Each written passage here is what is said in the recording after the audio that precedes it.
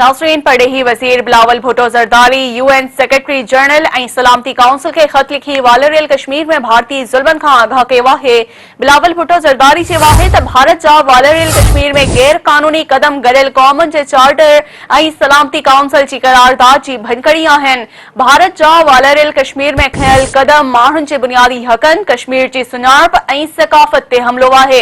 बिलावल भुट्टो ज़रदारी जो चवणु आहे त वालरियल कश्मीर में कठपुतली हुकूमत जे राह हमवार करण लाइ भारत अहिड़ा संगीन कदम खणी रहियो आहे। अहिड़ा कदम BJP RSS जे इतिहाद ऐं हिंदुत्व नज़रिये जी अकासी कनि था। नाज़रीन, अव्हांखे हिकु भेरो ॿीहर ॿुधाईंदा हलूं त पड़ेही वज़ीर Bilawal Bhutto Zardari UN secretary general ऐं सलामती काउंसिल खे ख़त लिखी वालरियल कश्मीर में भारतीय ज़ुल्मनि खां आगाह कयो आहे। बिलावल भुट्टो ज़रदारी चयो आहे त भारत जा वालरियल कश्मीर में गैर कानूनी कदम गॾियल क़ौमुनि जे चार्टर ऐं सलामती काउंसिल जी करारदाद जी भञकड़ी आहिनि। भारत जा वालरियल कश्मीर में खयल कदम माण्हुनि जे बुनियादी हक़नि, कश्मीर जी सुञाणप ऐं सक़ाफ़त ते हमलो आहे।